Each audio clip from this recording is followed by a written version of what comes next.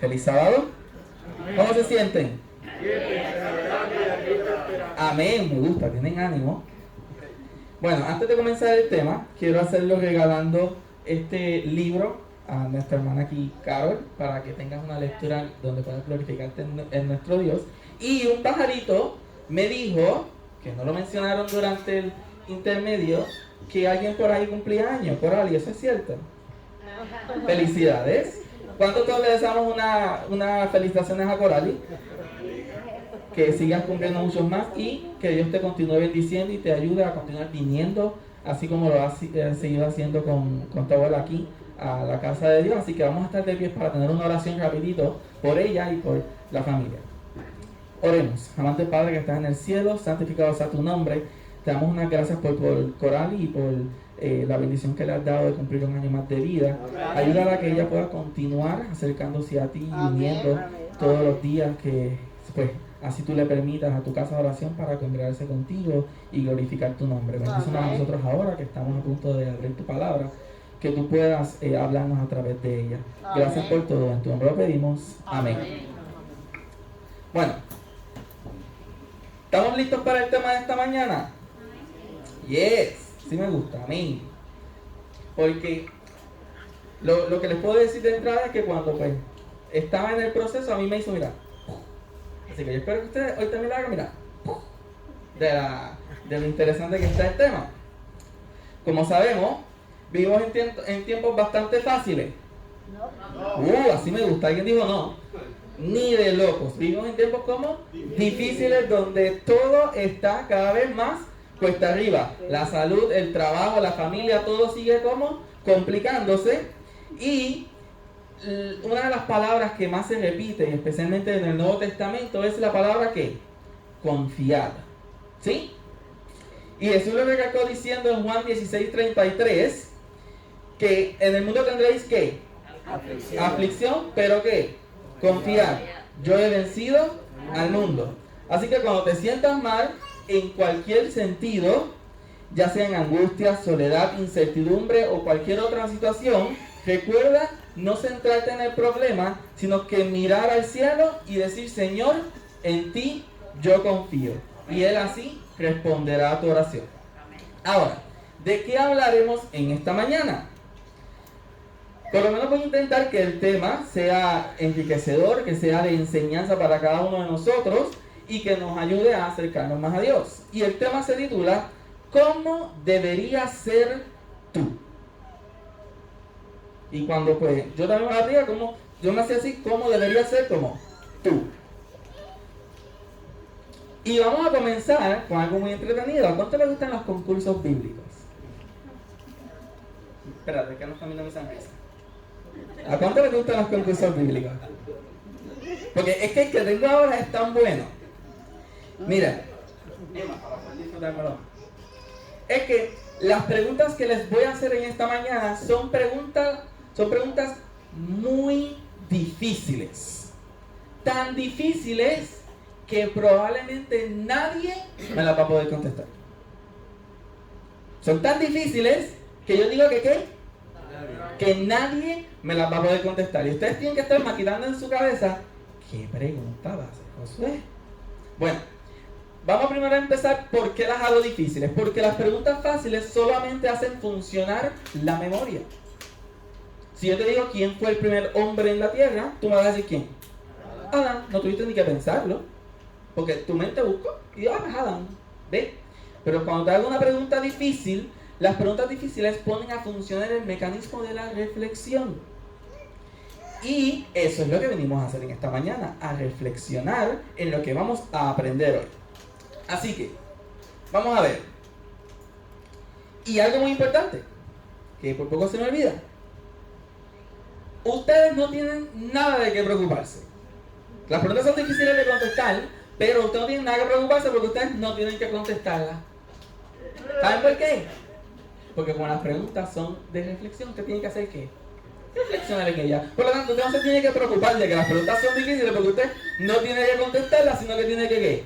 Reflexionar en ellas. Así que es mucho más fácil y no se me asusten. ¿Estamos listos, verdad? Vamos a la primera pregunta. ¿Cuántas personas se mencionan por nombre en la Biblia? Dame la genealogía de Génesis y la perdiste. Porque son tantas y tantas y tantas que nadie se ha entretenido a sentarse a contarlas. Pero es que son tantas. Y digo, en la genealogía esa de ahí lo perdiste porque nadie, te digo que nadie se ha sentado a contar cuántas personas se mencionan en la Biblia por nombre. Es difícil de contestar esa, ¿verdad? Pero aguántense en la segunda. Ahora, excluyendo, escuchen bien, excluyendo, ¿qué quiere decir eso? Que no podemos contar a lo que voy a decir ahora. Excluyendo a Jesús y a Adán, de todas esas personas que se mencionan en la Biblia por nombre, en tu opinión, ¿quién es el que más se destaca? Dije no Jesús, no Adán. Piensa, no me tienen que contestar, reflexionen, aprendan reflexionen, todavía no voy a entrar ahí. Está difícil, ¿verdad? Está difícil. Tercero, vamos allá. ¿Cuántos profetas se mencionan en la Biblia? Ojo, esta pregunta hay que aclararla, porque usualmente nosotros conocemos los profetas que registraron ¿qué? Algún escrito o un libro, pero la Biblia menciona a tanto los que se registraron en como un libro, a los que ¿qué? Dieron su mensaje, pero ¿qué? No hay nada escrito de ellos. No son autores y usualmente no los conoce así como conocemos los normales. Por lo tanto, esta pregunta aplica ¿a qué? A los dos. Por lo tanto, vuelvo a hacer la pregunta. ¿Cuántos profetas se mencionan en la Biblia? ¿Me puedes decir? Probablemente me dirás, no. Pero, reflexionemos. Vamos a la cuarta y última pregunta de este concurso bíblico. De todos los profetas que se mencionan en la Biblia, en tu opinión, ¿quién es o fue el más importante? No me digan, piensen, porque ahora va. Ahora, de las 4 preguntas que acabo de hacer, necesito que se enfoquen solamente en 2, en la segunda y en la cuarta. ¿Y la segunda era cuál? De todos los personajes que se mencionaban, ¿quién qué? ¿Quién era el que más se destacaba? Y de todos los profetas, ¿quién se destacaba más? Ahora, si aquí al frente colocamos un podio de esos que ponen medallistas de oro, plata y bronce, ¿a qué personaje colocarías en la medalla de oro? ¿A qué personaje tú pondrías en la medalla de oro ahí? Y después vamos a ver a quién ponemos de qué, de profeta en ese podium de oro. Y tú me dirás, es que eso está difícil porque es que tenemos que ver el criterio por el cual estamos escogiendo, porque hay tanto y tanto y todos eran tan importantes que dependiendo del criterio en que uno, pues entonces uno diría, pues la pregunta está mal hecha porque es que es el criterio. O sea, no todo el mundo tiene el mismo criterio. O sea, no hay una vara fija para juzgar a todo el mundo igual. Por ahí, ¿ves? ¿Entiendes? Así que es bien difícil. Pero si ninguno de ustedes se atreve a contestar esas 2 preguntas, yo lo voy a hacer. Y ustedes, pues... Yo me atrevería a poner una persona. Posiblemente no hay criterios distintos, ¿verdad? Pero yo pondría a Moisés. Ok. Que a pesar de que Dios lo escogió, a pesar de que él dio el pueblo, a pesar de que el pueblo prácticamente no llegó, Dios no le permitió entrar a la tierra prometida. Sin embargo, los resucitó están en el cielo. Ok. Vamos. Yo voy a decir lo que tengo acá y ustedes pues entonces reflexionan y opinan a ver que ustedes, a ver si por lo menos les pasó por aquí. Que estoy en... que no les pasó por ahí. A mí tampoco, tranquilo. Yo me quedé como que, ¿what? ¿De verdad? Vamos allá. Ok, si tenemos que darle la medalla de oro a una persona, que se menciona en la Biblia y que destacó sobre todos los demás, ahí pondría a Juan el Bautista. Y si toca la medalla de oro al mejor profeta que más se destacó, ¿a quién pongo ahí? A Juan el Bautista. Y quizás alguno de ustedes está maquinando y pensando, yo sé por dónde viene, porque es que estas no son palabras mías. ¿Son palabras de quién? De Jesús. ¿Son palabras de quién? Jesús. Y para eso vamos a ir a Mateos 11:11 y alguien que vaya a Lucas 7:28. Vamos a usar la Biblia hoy. Mateos 11:11 y vamos a ir a Lucas 7:28.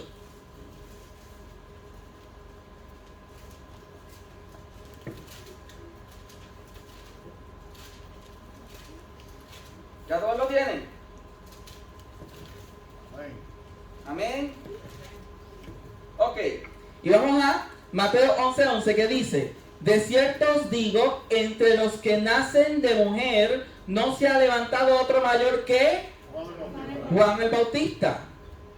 Vamos a Lucas 7:28 que dice: os digo que entre los nacidos de mujer no hay mayor profeta que ¿quién? Que Juan el Bautista. Ahora, ¿estás de acuerdo con esta conclusión? Cuando lees el texto, siquiera te haces la pregunta de verdad es él o simplemente lo crees porque Jesús lo dijo. Cuando yo lo leí, yo me quedé como que, ¿de verdad? O sea, yo pensé como Wilfredo, no sé, o sea, ahí uno pensaría en como que, ay, pero Juan el Bautista. Pero si el Señor lo dice. Pero si el Señor lo dice, Él no se equivoca. Amén. Él no se equivoca y más adelante lo vamos a ver.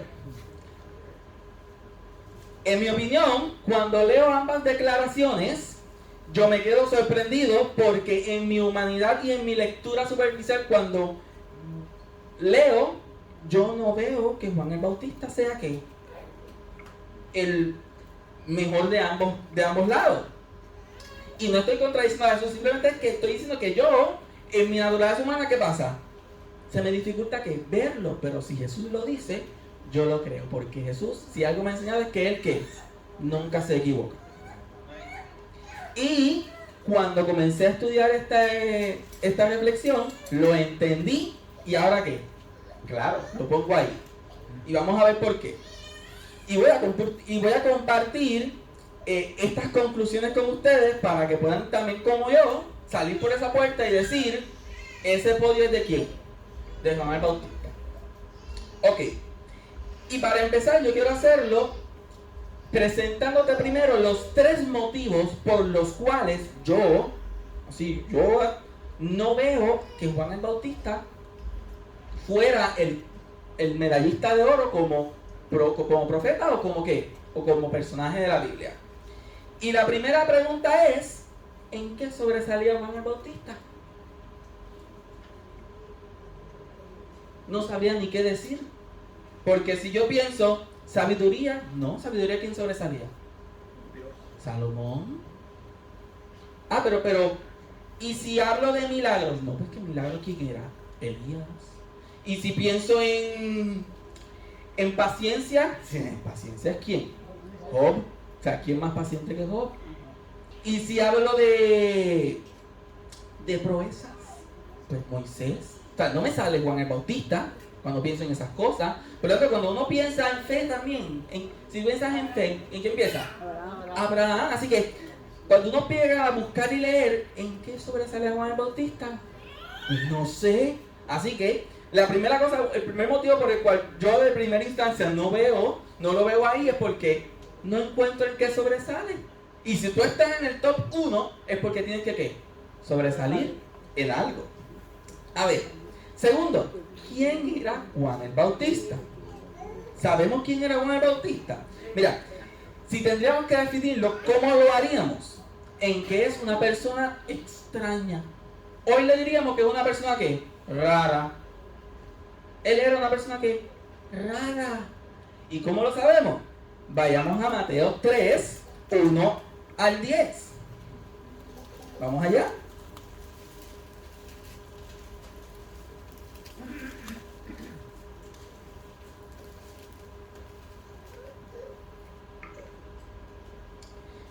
Y vamos a leerlo vamos a ir desde el 1. Dice, en aquellos días vino Juan el Bautista predicando en el desierto de Judea. ¿En dónde estaba predicando? En el desierto. Para empezar, está en el desierto. Y diciendo, arrepentíos porque el reino de los cielos se ha acercado, pues este es aquel de quien habló el profeta Isaías cuando dijo, voz del que clama en el desierto, preparad el camino del Señor, enderezad sus sendas. Y Juan estaba vestido de seda. No, ¿de qué? De pelo de camello. ¿Se vestía con qué? Con pelo de camello. Y tenía cinto de cuero alrededor de sus lomos. ¿Y qué comía?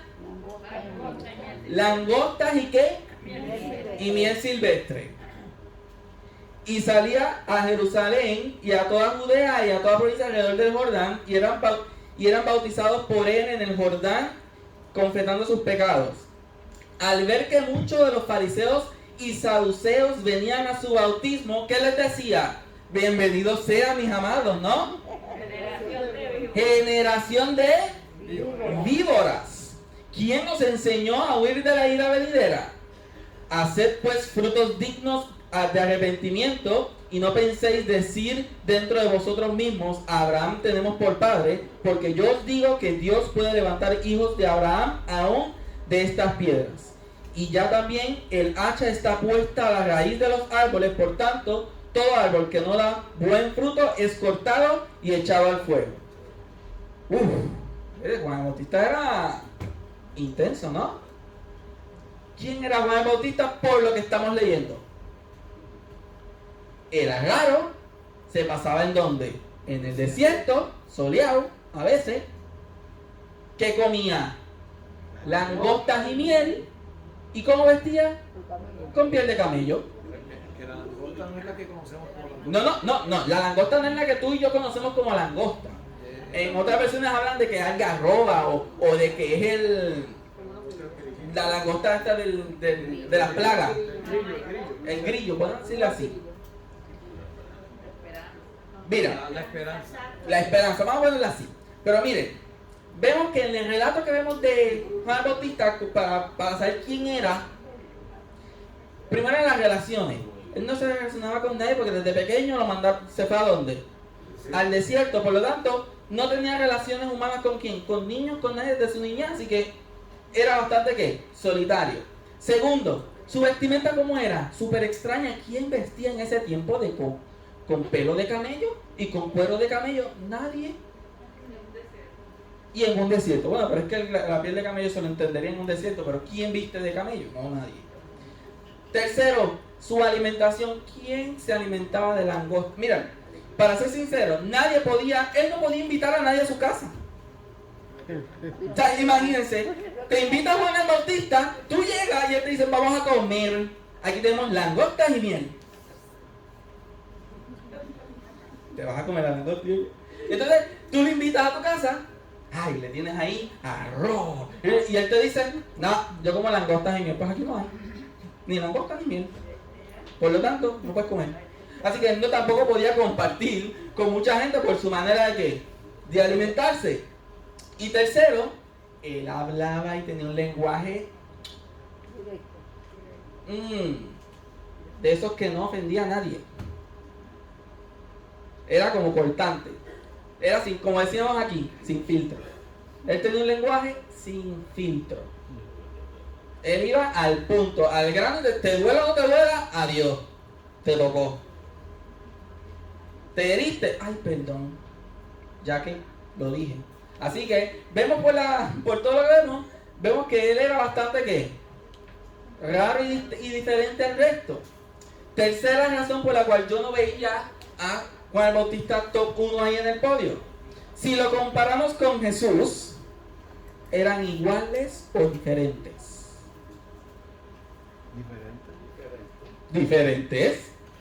Diferentes porque miren, Jesús era solitario.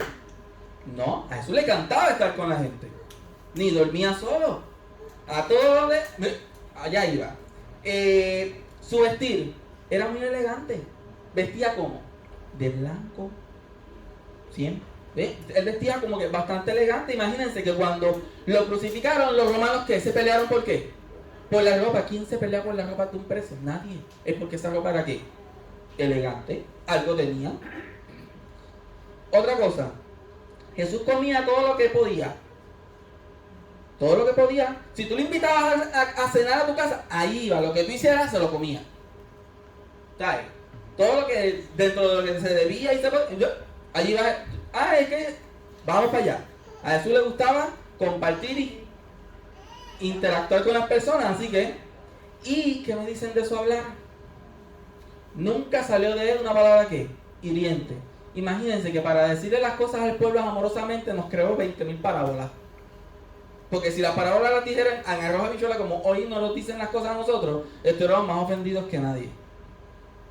Pero gracias a Dios que Él tiene una, como decimos aquí, una labia y nos habla en parábolas para que entendamos y podamos acercarnos cada vez más a Él. Amén. Pero vamos a las dos declaraciones iniciales. Volvamos a Mateo 11:11 y Lucas 7:28, no los pierdan de vista. Y vamos a ver, ¿sabes que estas dos declaraciones que hizo Jesús tienen dos planteamientos muy distintos? El primer planteamiento es que Jesús dijo que Juan el Bautista era el mayor de todos los hombres y el mayor de todos los profetas. Y sin duda, él tenía razón cuando lo dijo. Segundo, cuando vamos a la Escritura, que lo acabamos de leer, leemos que vemos a un Juan el Bautista muy diferente a lo que Jesús ¿qué? Dijo. Porque cuando vemos lo que Jesús dijo y vemos lo que la Biblia por encima nos dice de quién, de Juan el Bautista, no machean, no concuerdan. Así que, ¿qué está pasando aquí? ¿Qué quiere decir lo que está pasando? Es que lo que pasa es que la Escritura guarda silencio y no dice cómo era realmente quién, Juan el Bautista. Así que cuando vemos las declaraciones de Juan el Bautista, la Biblia no pretende describir a Juan el Bautista. Por eso no lo vemos. No se nos dice exactamente y en detalle quién era y cómo era. Y entonces, ¿cómo yo sé quién era? Bueno, pues tenemos que recurrir ¿a quién? Al comentario de Jesús, al mensaje de Jesús. Tenemos que recurrir a él y escudriñar la palabra de Dios. Porque si nos quedamos con la simple lectura que tenemos ahora, ¿qué pasa? No podremos ver en realidad y no entenderemos muchas cosas. No veremos por qué Jesús lo puso ahí y no entenderemos todas las cosas que vemos alrededor. Y aquí hay un pensamiento anónimo que dice: para ver hay que saber mirar. Para ver hay que, porque si miras donde no tienes que mirar, nunca verás lo que hay que ver. Porque si miras ¿qué?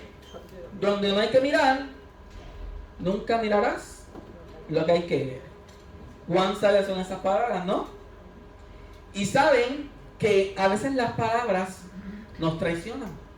A veces, si leemos superficialmente, las palabras ¿qué? Nos pueden traicionar. Cuando escuchas a alguien decir que fulano es el más grande de todos, siempre miramos ¿para dónde? ¿Hacia dónde? Hacia arriba. Fulano es el mejor. De verdad, déjame ver. Como que siempre miramos ¿para dónde? Para arriba. Porque si alguien es el mejor, según el mundo, si alguien es el mejor, el best de todo, siempre está ¿dónde?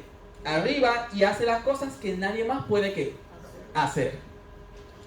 Lo curioso es que cuando vamos al reino de Dios, las cosas funcionan como diferentes, muy diferentes. Cuando se dice que alguien es el mejor o el más importante, no hay que mirar hacia dónde, hacia arriba, sino hay que mirar ¿cómo? Hacia abajo.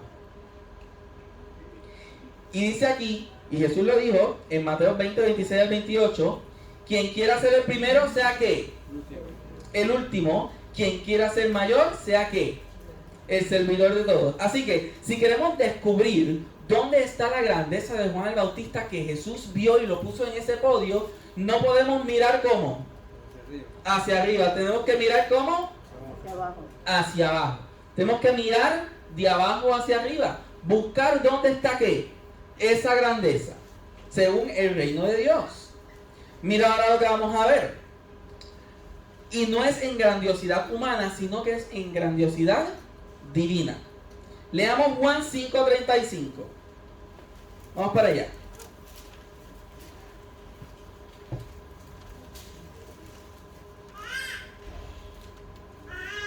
A ver qué dice Jesús ahí de Juan el Bautista. Juan 5:35.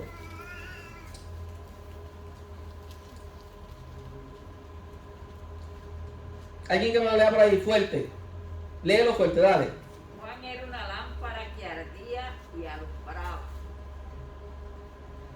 Y vosotros quisisteis recrearos por un momento a su luz. Que dice que él era ¿qué? Una antorcha que ardía y alumbraba. La palabra antorcha aquí se emplea cuando tomas su texto original y se traduce. La palabra que aquí se emplea cuando tú la traduces del texto original, la palabra que más se acerca es mecha.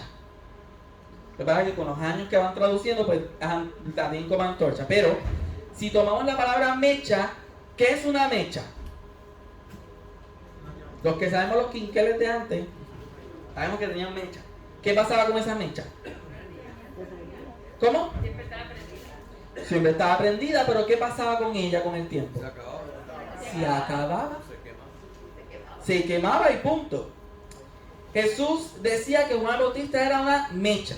¿Y cuál es la característica de una mecha? Que se hace para consumirse. Y su vida es muy corta. Apliquemos esto a Juan. Vivió en este mundo con un propósito: anunciar que Jesús era el Cristo. Y cuando eso lo cumplió, ¿qué pasó? Murió. Cuando él cumplió su misión, ¿qué pasó? Murió. Tal y como lo hace ¿qué? Una mecha. Con un propósito de ¿qué? Alumbrar mientras dure. Alumbró cuando era necesario. Una vez cumplió su misión, ¿qué pasó? La mecha termina de cumplir su misión de alumbrar, se desaparece.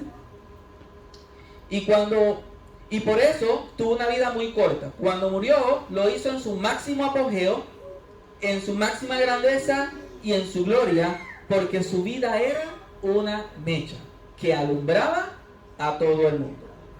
Juan el Bautista, siendo grande, se hizo como pequeño, y al hacerse pequeño se convirtió en el más grande de todos.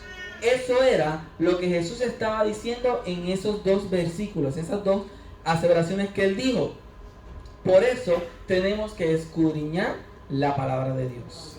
Porque si miramos desde arriba, no podemos ver. Pero si miramos desde abajo, podremos ver por qué Dios, por qué Jesús lo catalogó como el mejor de lo mejor. Analicemos ahora desde las profundidades tres cosas de quién era Juan el Bautista. Si lo miramos desde dónde, desde abajo. Y primero, era un hombre respetado. Vamos a Marcos 1:5.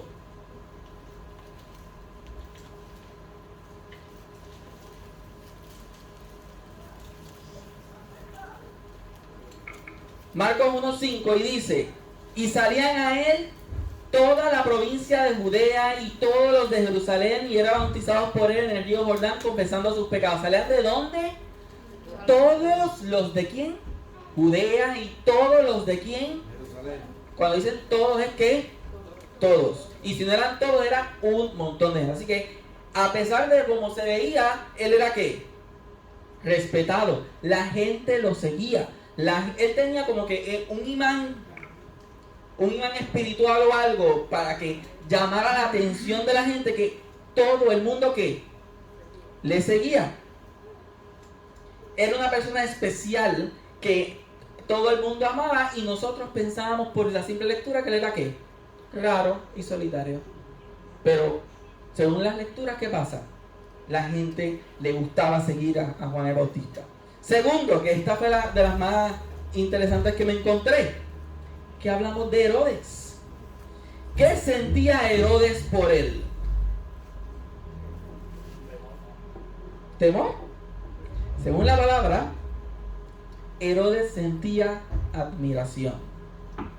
Y tú me dirás, ¿what? ¿Cómo alguien que era atacado constantemente por Juan el Bautista podía sentir admiración por quién? Por él. Bueno, vamos a Mateo 14:1 y vamos a verlo. Vamos a ver cómo podemos ver que él sentía admiración por Juan el Bautista. 1 y 2, vamos para allá.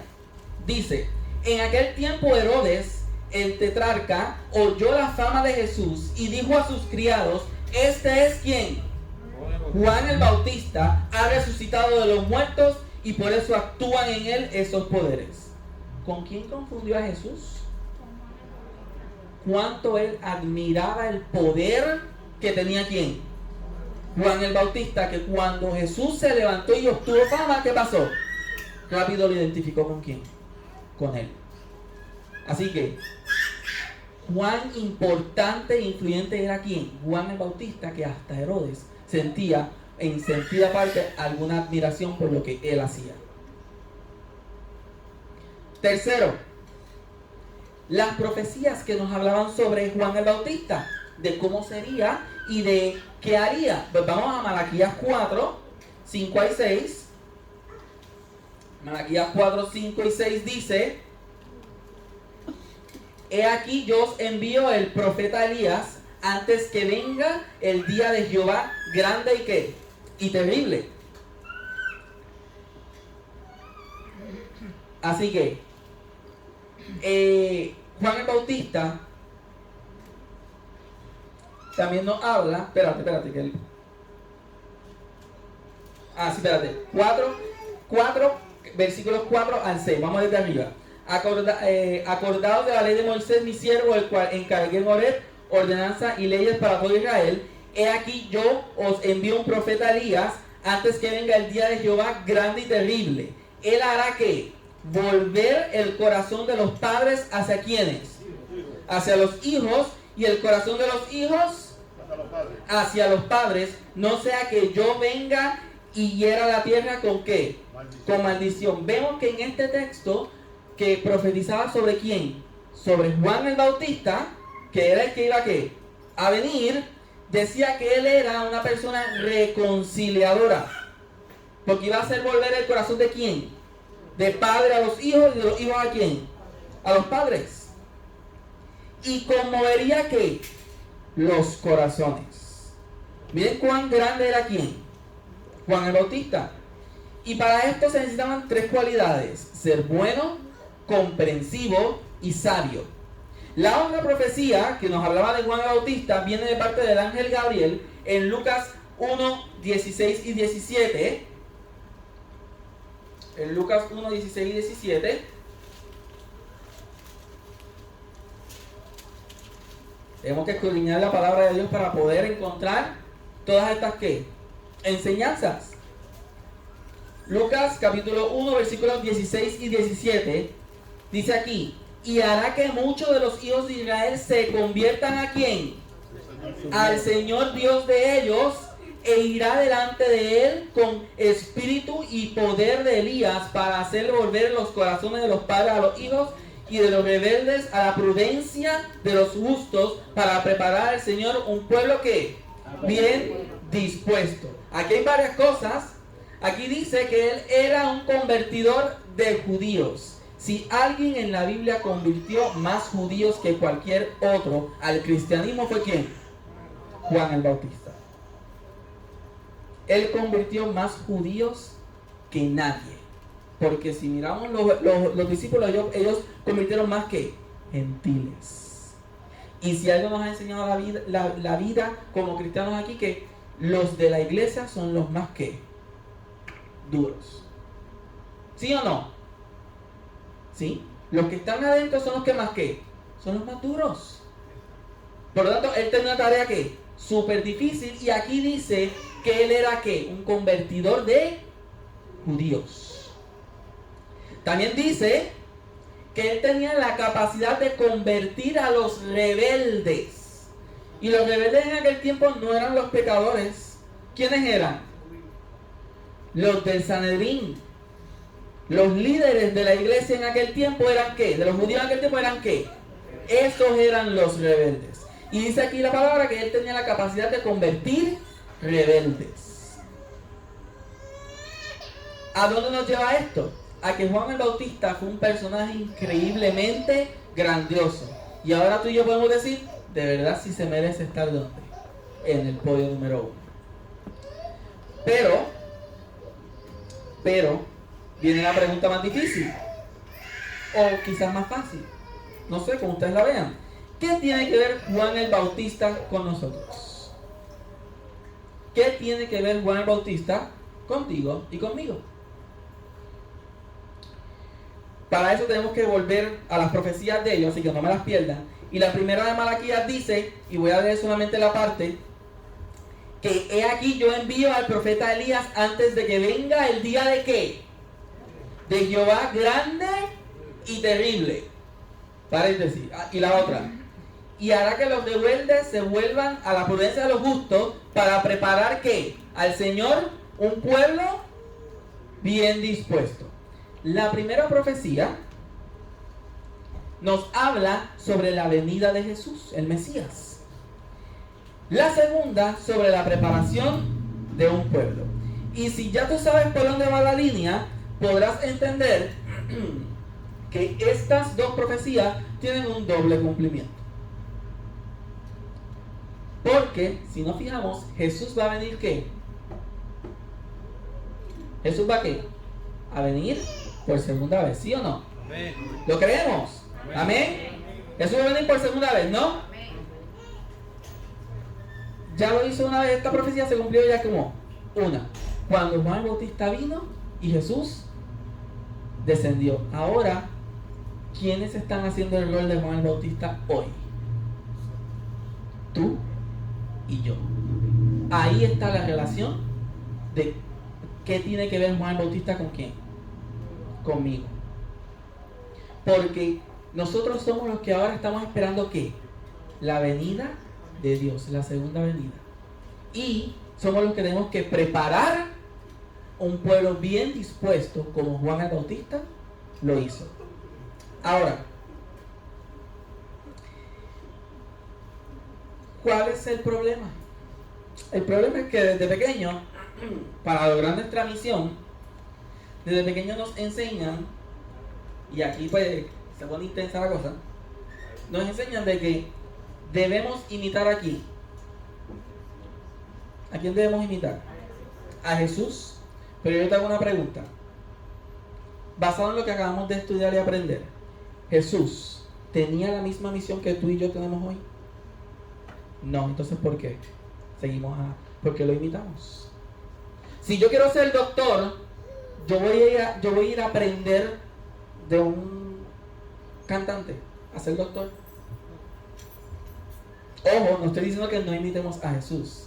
El problema es que nosotros, cuando entendemos nuestra misión, tenemos que imitar primero ¿a quién? A quien nos enseñó cómo se cumple la misión. Juan el Bautista se ciñó a la misión, la cumplió y se acabó. Nosotros intentamos todas nuestras vidas imitar a alguien que no tiene nuestra misión, porque su rol es otro, y se nos olvida que tenemos que cumplir ¿qué? Una misión. Queremos ser tan iguales a Jesús que se nos olvida que tenemos que ser iguales a ¿quién? A Juan el Bautista. Porque si Herodes lo confundió con Jesús, por lo tanto, ser iguales a Juan el Bautista es imitar a ¿quién? Es imitar a Jesús. Y nuestro rol es ser Juan el Bautista hoy. Para preparar un pueblo que bien dispuesto para que cuando Cristo venga, Él pueda cumplir su rol como lo hizo en el pasado. Juan el Bautista preparó el camino y Cristo vino a redimir ¿a qué? A su pueblo, a darnos ¿qué? La vida eterna. Nosotros tenemos que preparar el pueblo para cuando Él venga, Él nos dé la ¿qué? La redención y nos vuelva y nos rescate. Ahora, ¿en qué debemos imitar a Juan el Bautista si queremos triunfar como Él lo hizo? ¿En qué? En la esencia de su alma. Para descubrirla, veamos Juan 1, 19 al 23. Ya casi terminamos. Veamos Juan 1, 19 al 23.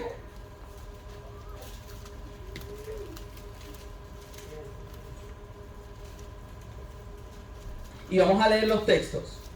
Este es el testimonio de Juan cuando los judíos enviaron de Jerusalén sacerdotes y levitas para que les preguntasen: ¿tú quién eres? Confesó y no negó, sino confesó: yo no soy el Cristo. Y le preguntaron pues: ¿eres tú Elías? Dijo: no soy. ¿Eres tú el profeta? Y respondió: no. Y le dijeron: pues ¿quién eres? Para que demos respuesta a lo que nos enviaron. ¿Qué dices de ti mismo? Y dijo: yo soy la voz de uno que clama ¿dónde? En el desierto: enderezad el camino del Señor, como dijo el profeta Isaías. Fuerte, ¿no? ¿Cuáles fueron sus respuestas ante todo esto? Él respondió a ellas: yo no soy. ¿Te suena esa expresión? Porque cuando Jehová se le apareció a Moisés y Moisés le preguntó de qué, cómo iba a presentarse al pueblo de Israel, ¿qué le dijo?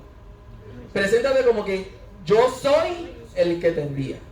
Por lo tanto, él estaba en otro nivel espiritual, diciéndole a ellos: yo no soy. Por otra parte, no soy quién. No soy Dios. Yo solamente soy ¿qué?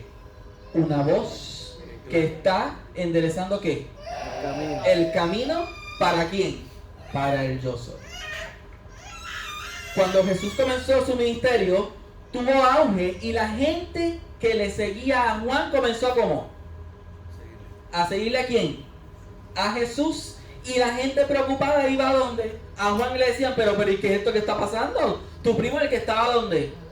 Ahora está como que cogiendo auge y llevándote como que la gente. ¿Y cuál fue su respuesta en nuestra lectura bíblica de esta mañana? En Juan 3, 27 al 30.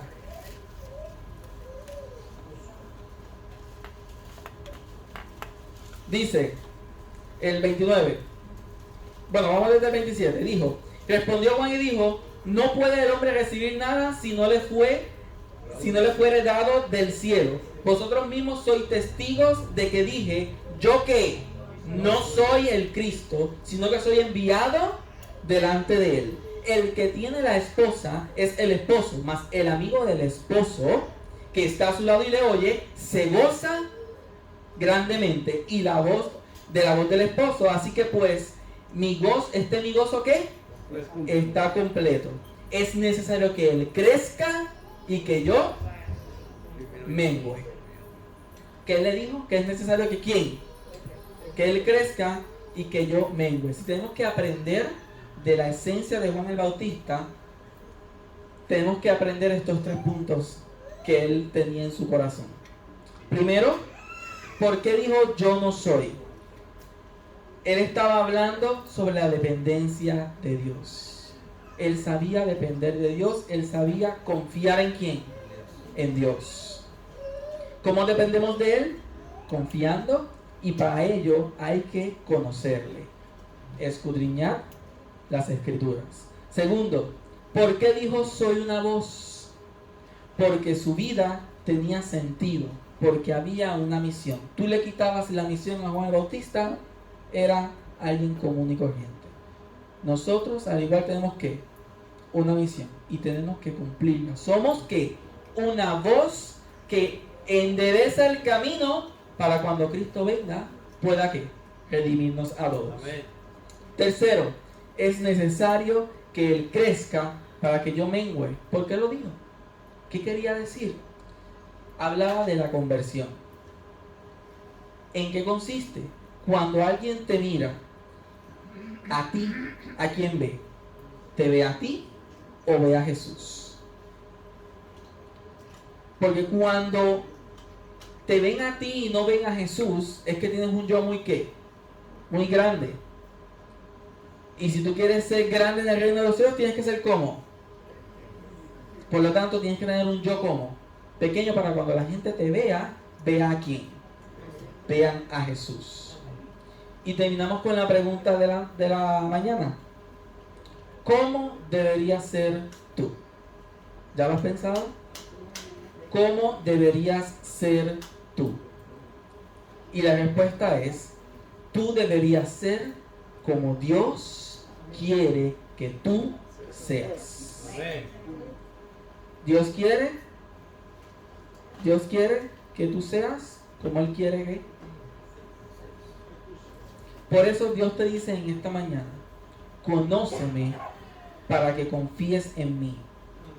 Tienes una misión y es presentar a un Dios que ama a todos. Y aprende a menguar para que cuando todos te miren, vean a quién. Vean a Cristo. Dios nos ayude a ser lo que deberíamos ser. Le invito a estar de pie para tener esta oración y culminar con una alabanza. Sí.